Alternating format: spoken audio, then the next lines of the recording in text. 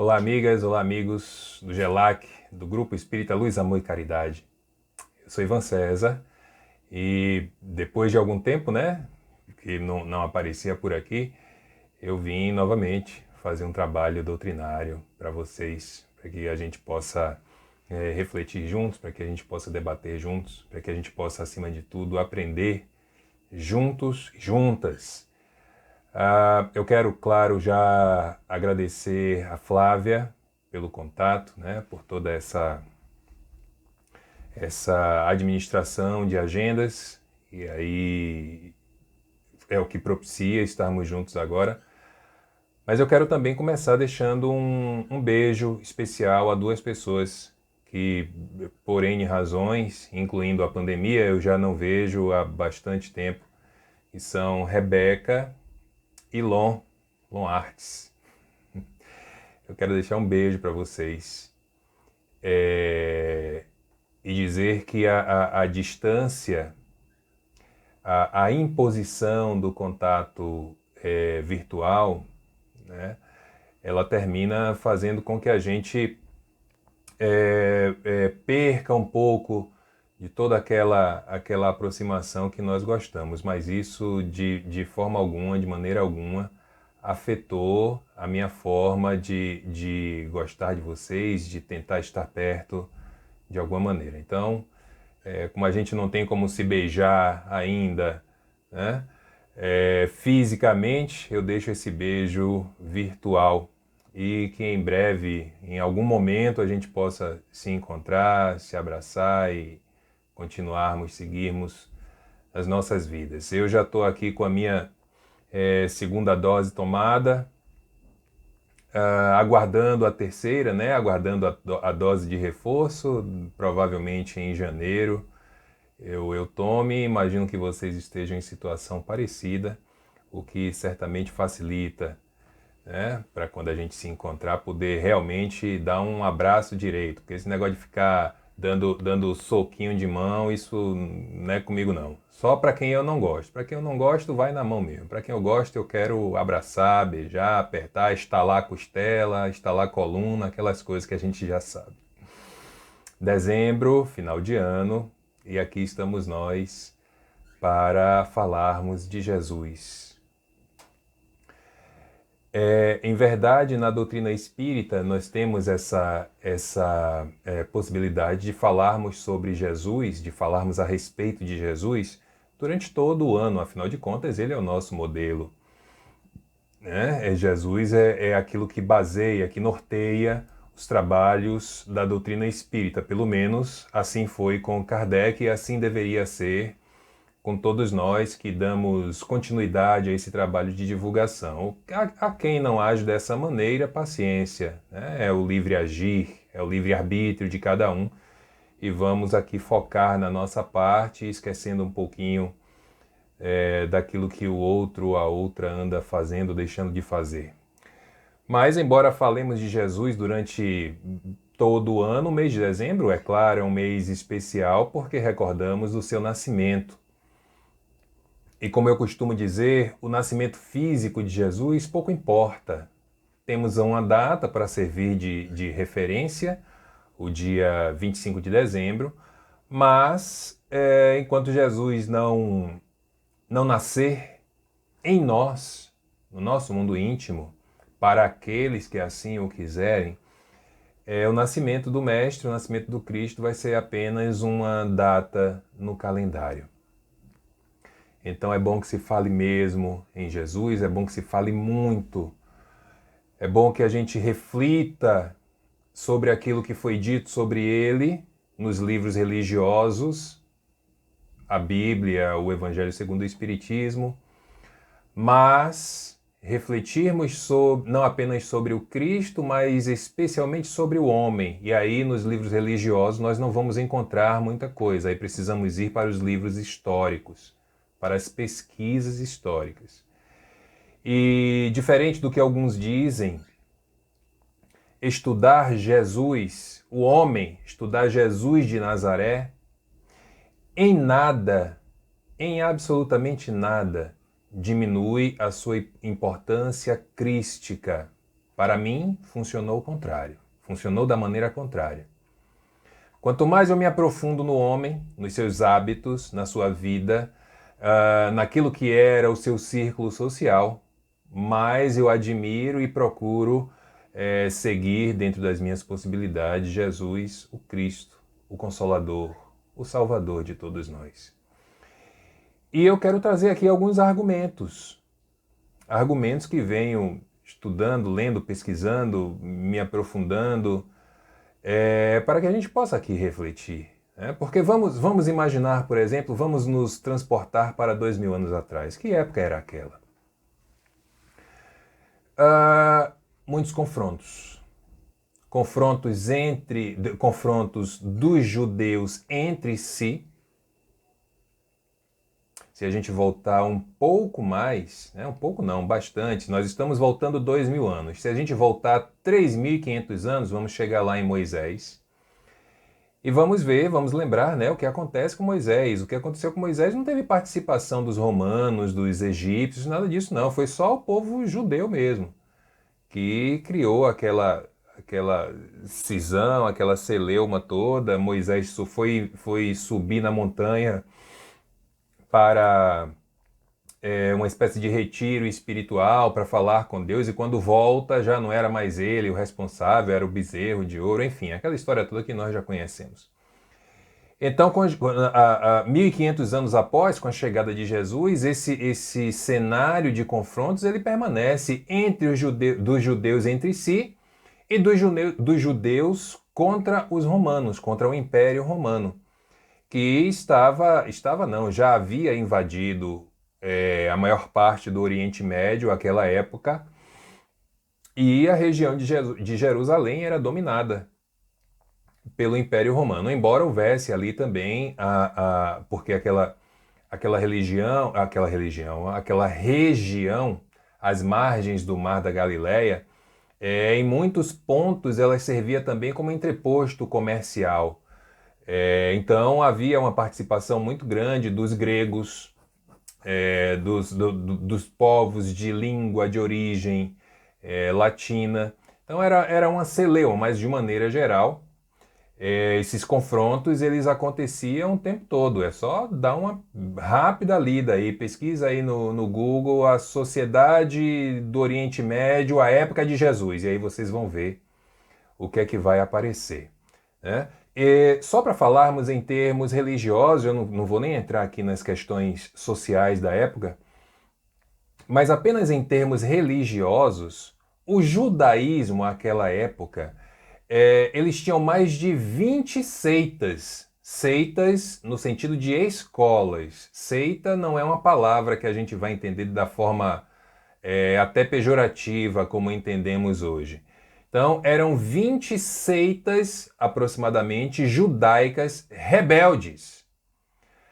E rebelde também, gente, não vamos tomar o pé da letra, não. Rebelde no sentido daquele que não aceita, ou não respeita, ou não aderiu ao que estava vigente à época. Então, eles se rebelaram.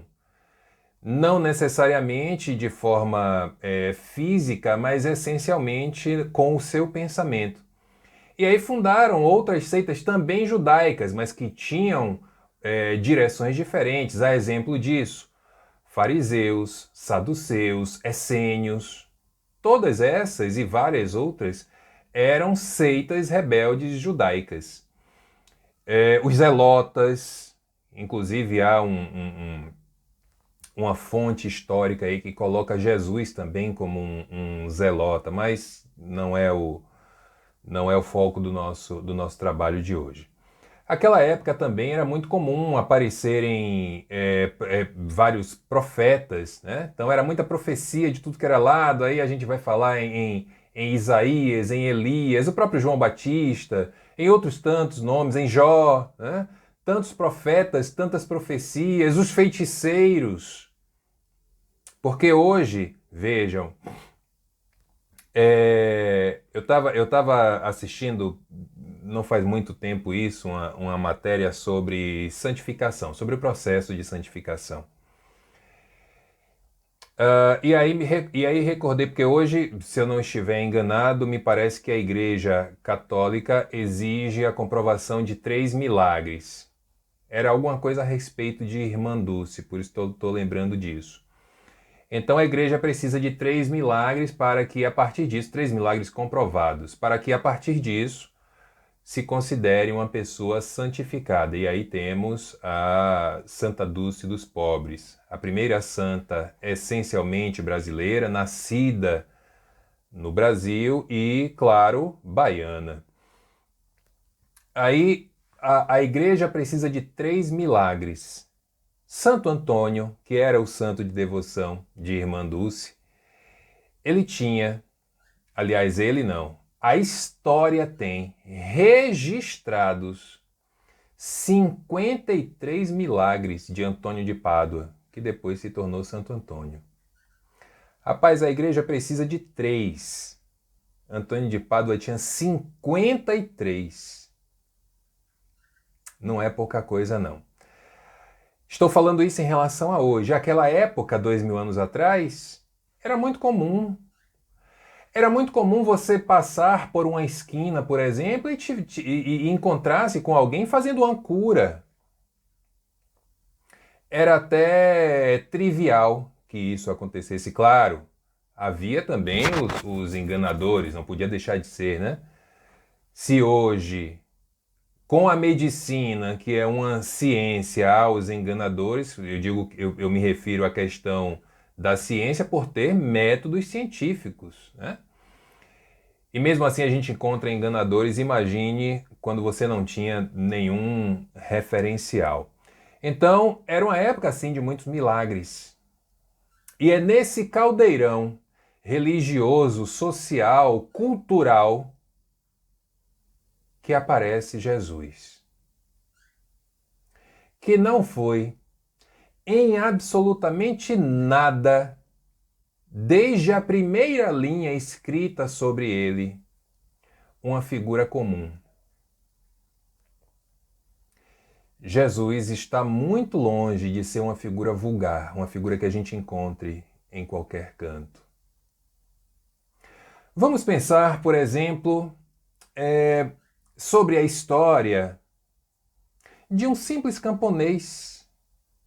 Aí alguns podem estranhar, né? Como um amigo uma vez me perguntou sobre isso. Ivan, por que você coloca Jesus como camponês? Porque nós fomos habituados a entender Jesus como um carpinteiro. Ok, né? Era a profissão do seu pai, a profissão de José. Tudo bem, o pai passou para o filho. Porém, José, e isso são pesquisas históricas, José dificilmente ele era apenas carpinteiro. José era tipo aquele cara assim que você, estourou um cano na sua casa, você chama a pessoa para consertar. Tá com problema na energia, você chama essa mesma pessoa. Precisa pintar a casa, chama essa pessoa. Era mais ou menos José. Por quê? Porque a região que eles moravam exigia isso. E de onde vem o camponês? A atividade comercial e de subsistência básica daquela região era a agricultura, com toda aquela dificuldade. Era plantar trigo, era ter ali uma pequena quantidade de animais, de caprinos e ovinos, né? Então, por isso eu cito como camponês. Poderia citar como carpinteiro? Poderia, mas eu acho o camponês mais condizente com os relatos históricos e sociais daquela época. Então, um simples camponês proveniente de um lugarejo praticamente esquecido até aquele momento. Porque Nazaré, gente, a gente ouve falar em Nazaré hoje, 2000 anos depois. Mas naquela época, Nazaré nem nos mapas constava, melhor dizendo. Nem nos mapas Nazaré apareceu. Outro dia eu fiz uma comparação aqui, falando com um amigo, né? É como se você fosse na direção de Feira de Santana e passasse por um daqueles inúmeros povoados que tem antes de chegar em Feira. Era Nazaré. Um povoado que nem no mapa existia. E esse camponês, nascido em um lugar esquecido, ele se colocou a desafiar o governo do maior império que o mundo já viu. Já paramos para refletir sobre isso? Um homem, ele fez uma agitação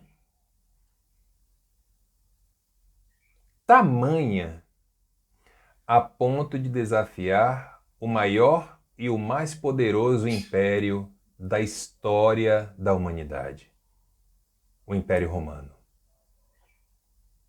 Então Jesus ele estava muito longe de ser um trivial da vida, aparecendo oficialmente para a história após o batismo no Rio Jordão, com João Batista, depois se recolhendo no deserto.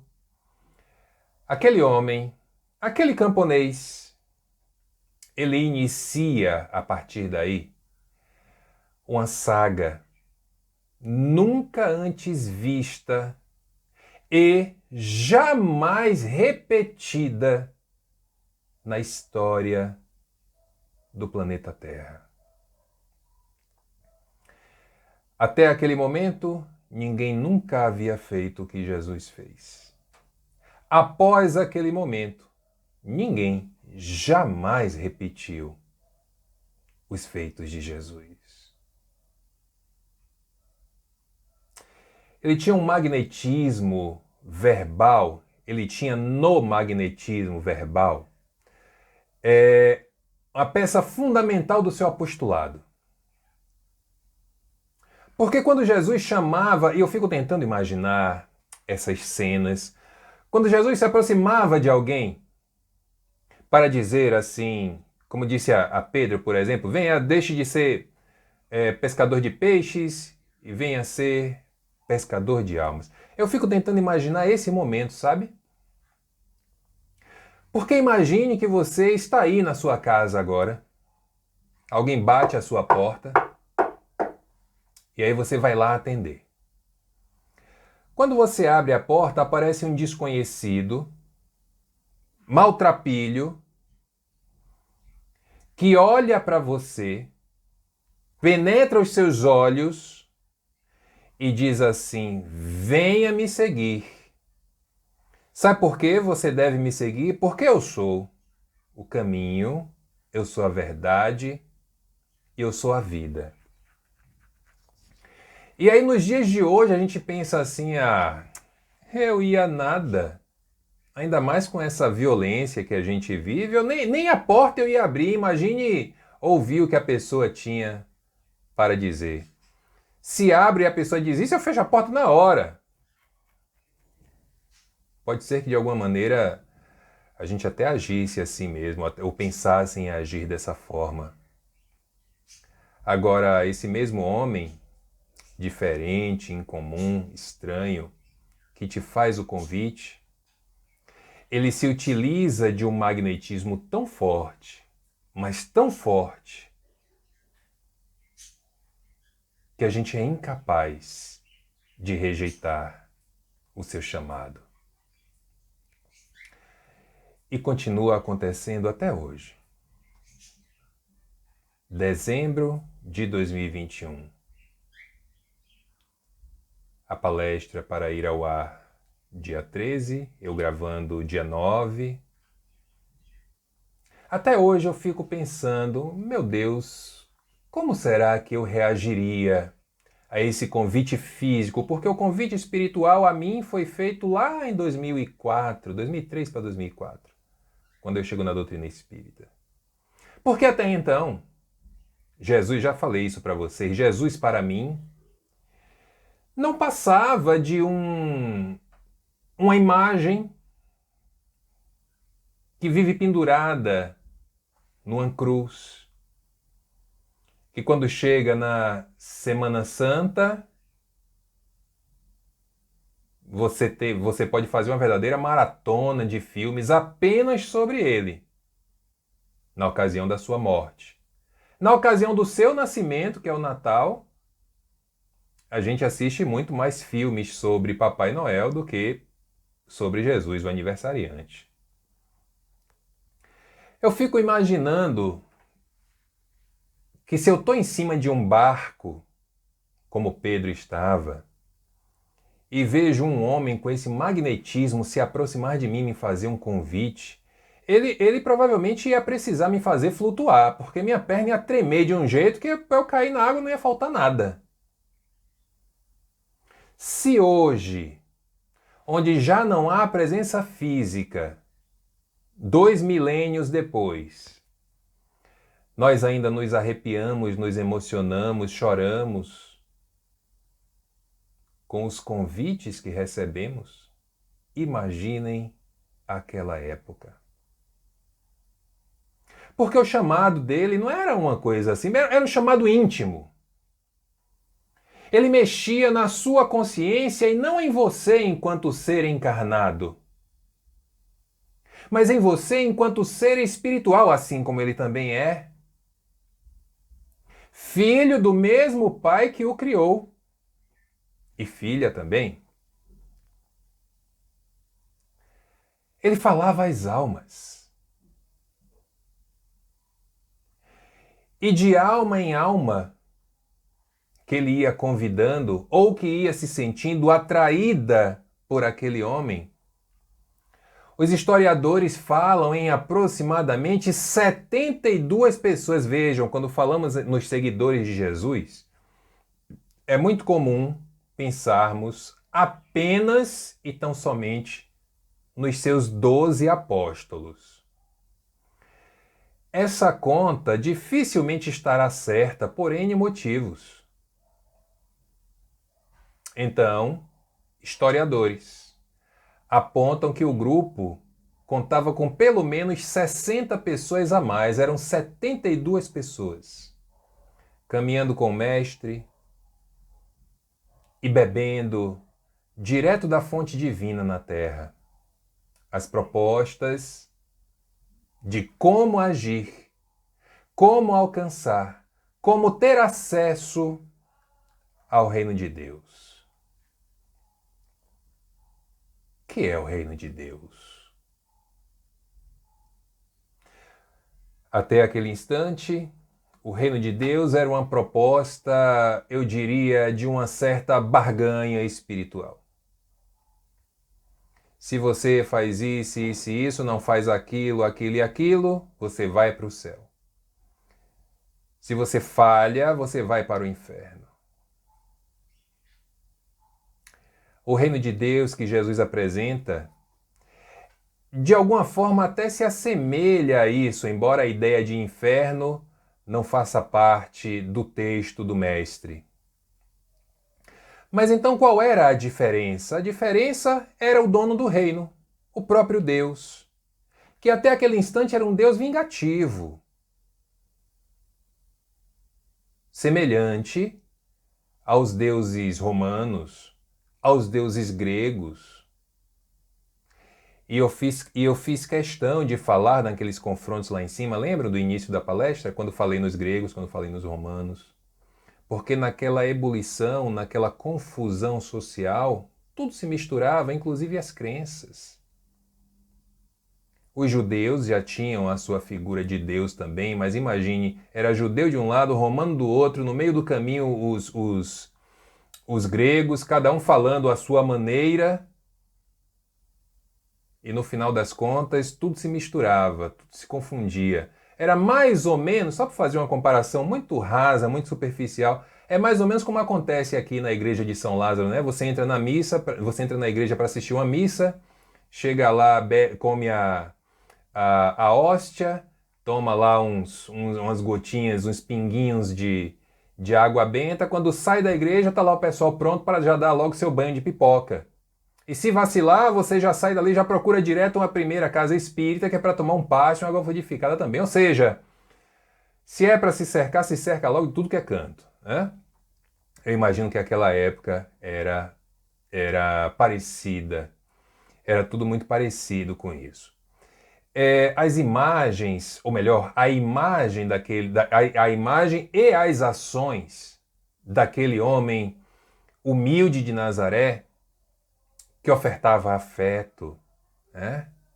Que falava de amor e que não apenas falava, como compreendia as dificuldades do nosso mundo íntimo, e são várias ocasiões citadas nos evangelhos que falam sobre isso. Quando Jesus faz a visita aos irmãos de Betânia, Lázaro, Marta, Maria. Quando Jesus conversa com Joana de Cusa, dizendo a ela que aquele não era o momento ainda, ela deveria retornar, cuidar dos seus afazeres imediatos. Quando ele encontra com Maria Madalena e fala também, olha, não é necessário que abandone tudo o que tens e me siga. E aí Maria vai para sua casa, se desfaz de tudo e algum tempo depois lá estava ela, seguindo Jesus. A própria história, né, de Zaqueu, tudo isso é Jesus falando a nossa intimidade. Porque imagine se muitas vezes a gente ouve numa conversa com quem quer que seja, com um amigo, com um familiar, com uma amiga, muitas vezes essa pessoa já fala alguma frase que nos incomoda, incomoda no sentido de nos colocar para pensar, para refletir. Imagine sendo Jesus falando isso. Imagine a cena. Jesus aparece aí agora na sua casa. Agora. Para na sua frente e diz assim: Ivan, você me ama?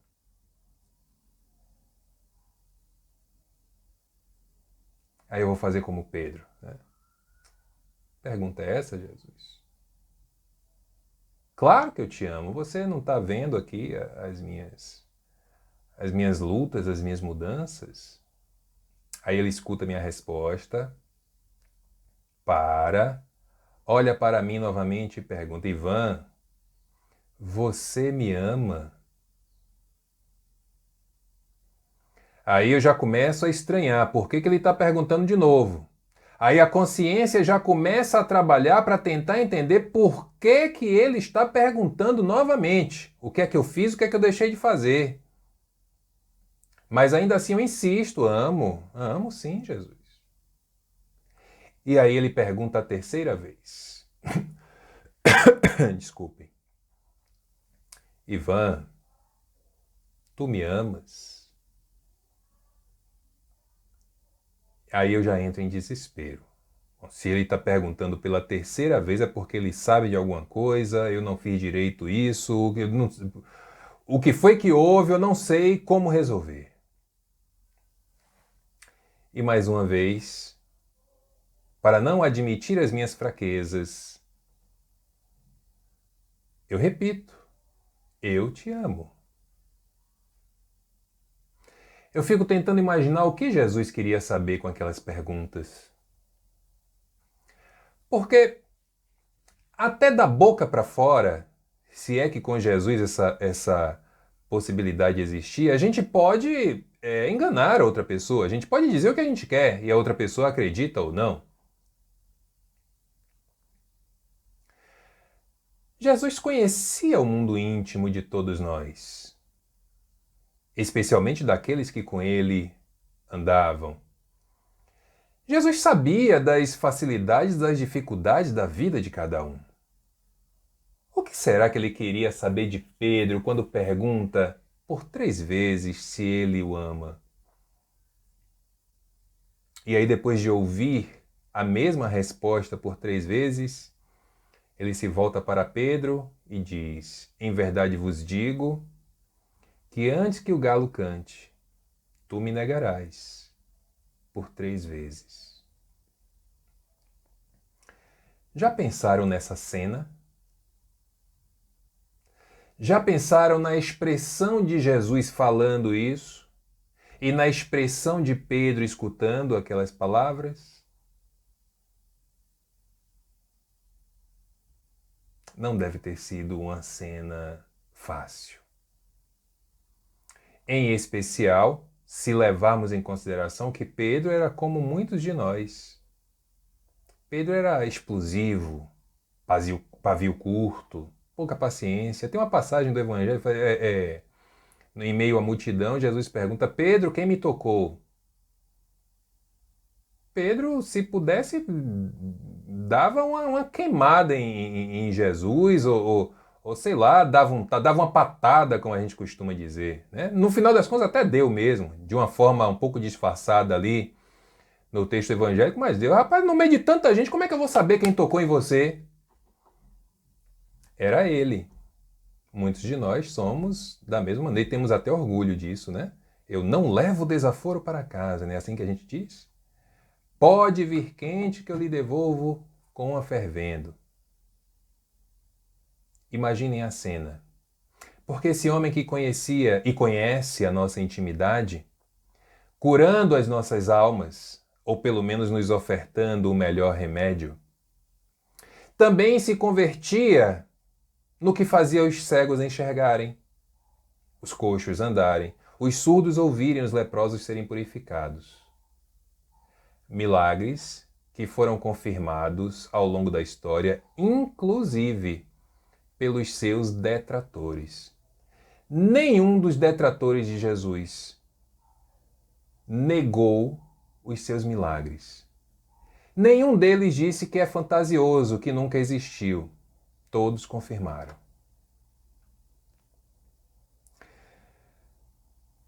Jesus é o protótipo do homem integral. O homem que é. Ele não está a caminho. Ele apenas é, ele já chegou. Esse homem na perfeita sintonia entre o corpo e o espírito, entre a sua palavra e a sua ação. Eu não recordo de nenhum trecho evangélico onde Jesus tenha tropeçado nas suas próprias palavras em relação às suas ações. Tudo que ele falava, tudo que ele afirmava, ele agia da mesma maneira. Incomodou bastante os que permaneciam adormecidos, sonolentos, cegos nas suas necessidades meramente materiais. E ele incomodou também uma boa parte dos religiosos daquela época. Em especial aqueles que ficavam lotados no Templo de Jerusalém, que expulsavam alguns que eles consideraram pecadores sem salvação.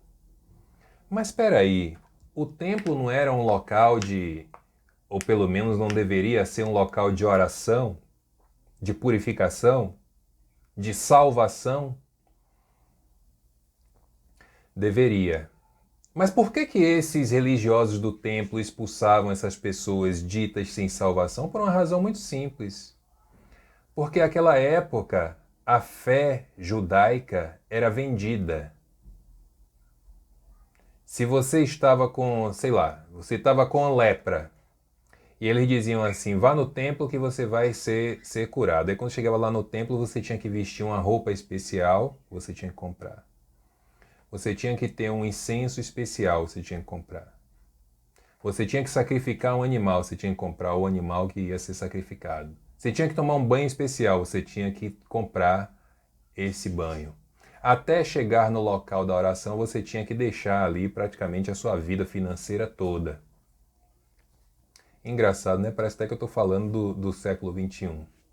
Mas enfim, aquela época era assim. O templo, que deveria ser um local de oração, era na verdade um grande shopping center, inclusive com atividades de vendas não relacionadas às questões da cura. Por que o texto histórico relata a invasão de Jesus ao templo e o expulsar dos vendilhões? O templo era um templo judeu. Jesus se incomoda de tal maneira com o que estava acontecendo com a fé judaica que ele toma a atitude de enfrentar aquelas pessoas no templo. E aí, por que eu estou falando isso? E aí, muitos de nós, espíritas, muitos de nós palestrantes espíritas, temos por hábito dizer assim, mas Jesus não era judeu, não.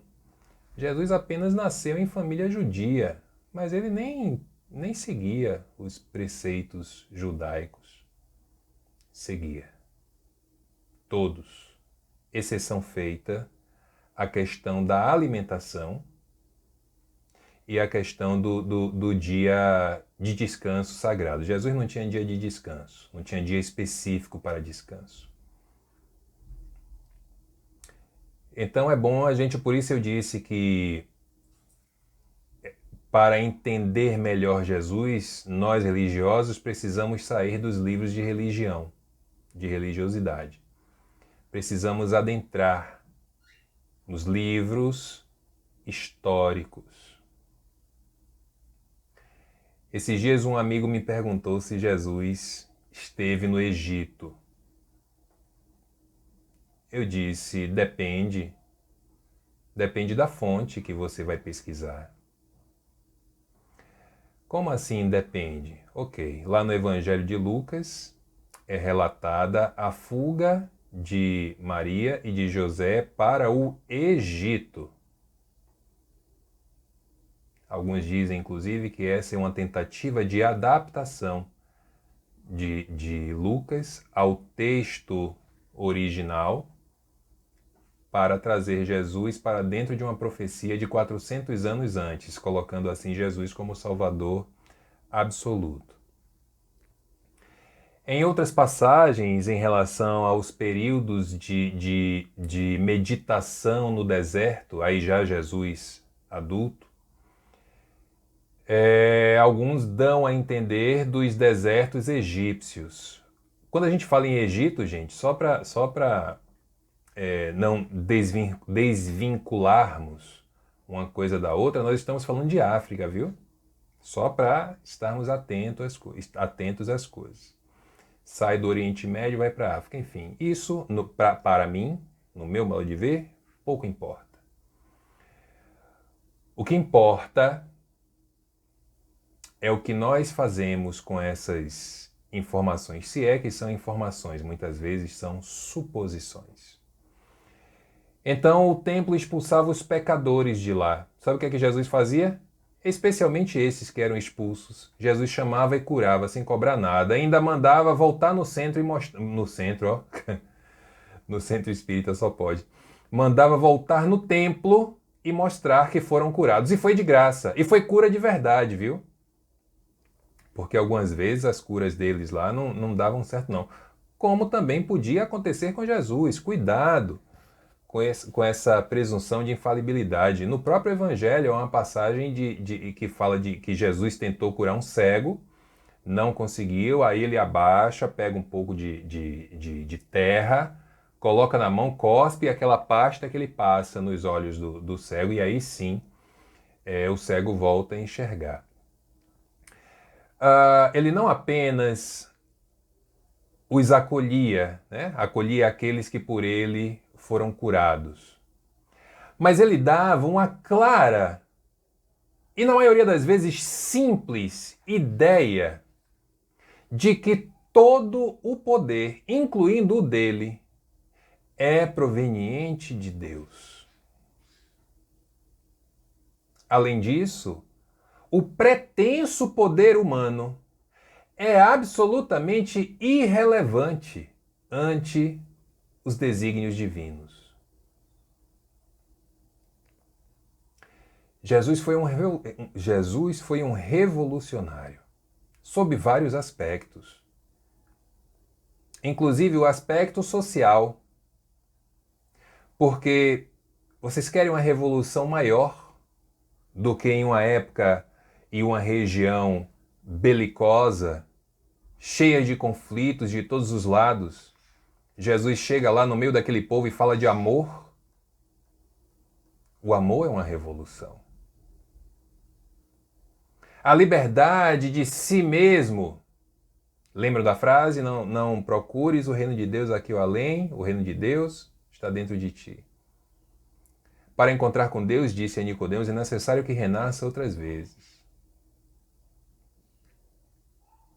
Essa é a nossa autolibertação. Mas, acima de tudo, também libertação do próximo. Nós já nos perguntamos por quê, nós repetimos isso o tempo todo, né? Que Jesus não fundou nada, não fundou religião nenhuma, mas nós já nos perguntamos por quê. Eu tenho duas hipóteses. A primeira é porque ele já tinha uma religião, Jesus era judeu. Então não tinha por que fundar outra. E a segunda, e no meu modo de ver a mais importante, é por uma outra razão que a gente debate nos dias de hoje. Quando dizemos que toda religião é feita de homens. E homem por homem, minha gente, nós estamos todos mais ou menos, no mesmo nível. Exceção feita a raríssimos casos aí. Raríssimos. Então, para que religião? A religião sou eu. Jesus foi um revolucionário quando propaga uma guerra contra a hipocrisia. Quando liberta a mulher que seria apedrejada, quando chega para aqueles que o foram tentar, né? Devemos ou não pagar o imposto ao Império Romano? O que é que tem na moeda? É a face do César. Então, a César o que é de César, a Deus o que é de Deus. E acima de tudo, e especialmente, as curas físicas, que não eram o foco principal, mas sim as curas espirituais.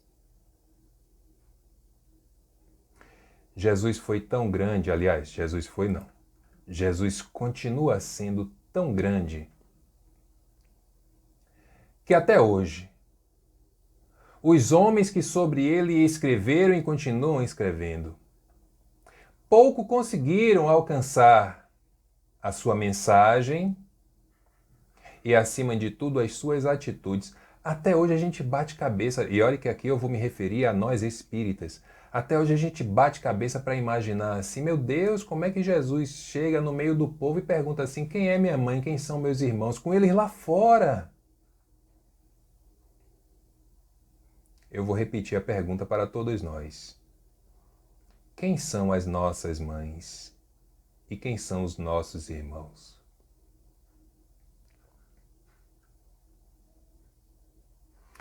A autoridade moral daquele homem era tão grande que ele enfrentava as mais difíceis tarefas de libertação das sombras, sempre saindo vencedor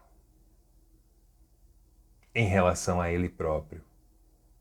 E quando era em relação ao próximo, ele não apenas transformava a vítima, como também transformava o agressor. Transformar como? Da noite para o dia, da água para o vinho? Não. Transformar oferecendo um caminho de refazimento, de paz íntima, a todos aqueles que se permitiam. Jesus faz algumas adaptações muito importantes nas leis religiosas vigentes. Quando é questionado a respeito do amor, Jesus pergunta, que diz a lei? A lei diz, amarás a teu Deus amarás a teu Deus com toda a sua força, com todo o vosso coração, com todo o vosso entendimento. E ao próximo como a ti mesmo. Detalhe, não foi Jesus quem disse e ao próximo, quem acrescentou e ao próximo como a ti mesmo. Isso já estava na lei. E vocês vão ver já já por que eu estou falando isso. Aí sim Jesus responde, disseste bem. Faze isso e viverás. Mais tarde, em uma reunião íntima com os seus, Jesus apresenta uma nova proposta, que ele chama de o novo mandamento.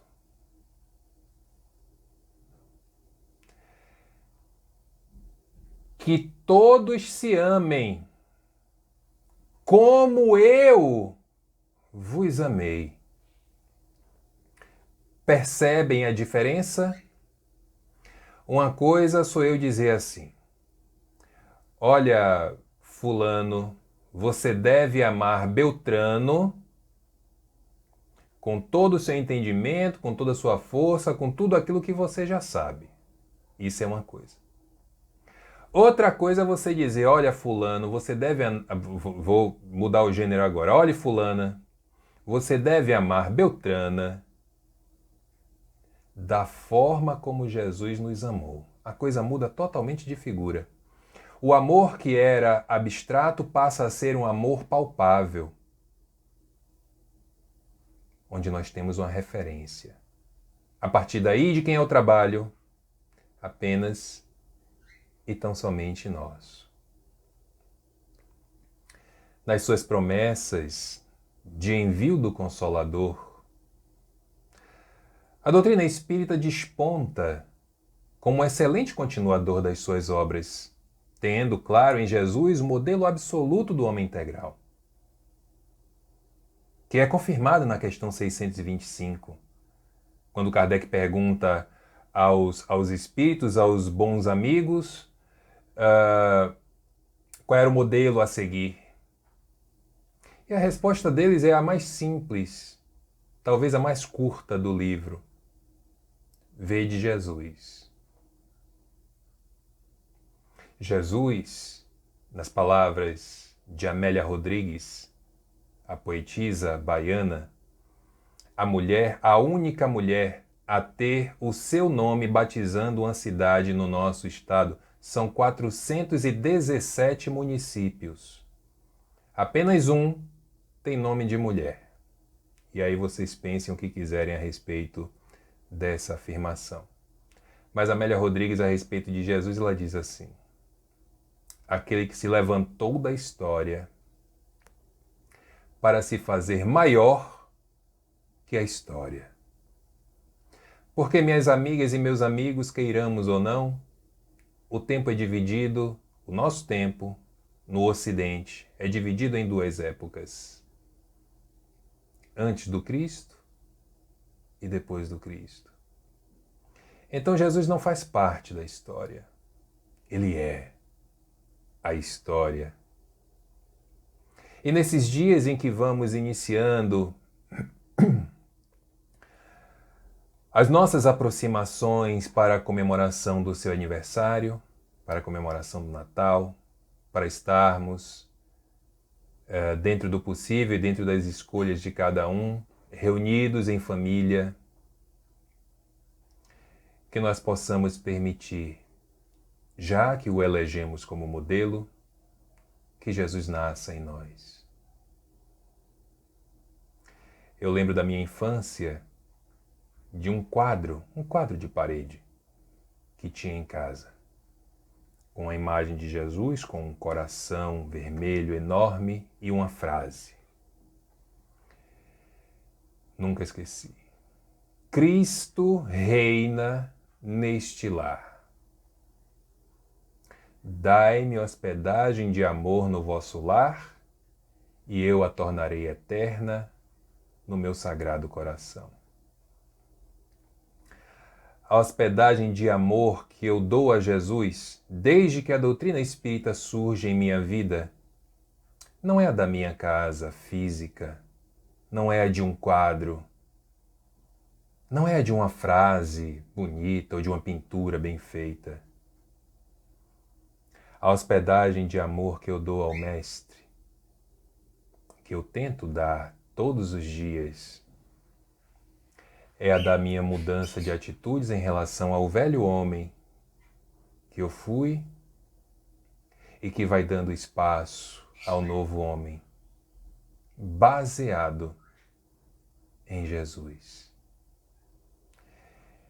Que o Natal seja uma festa diária em nossas vidas, não apenas uma noite no ano.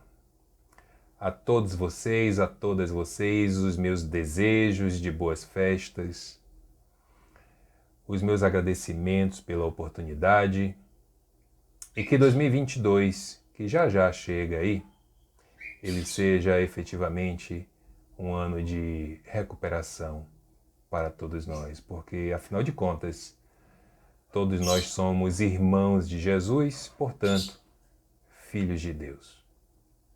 Que esse mestre de amor nos abençoe a todos e nos conduza na sua misericórdia, hoje e sempre. Até a próxima.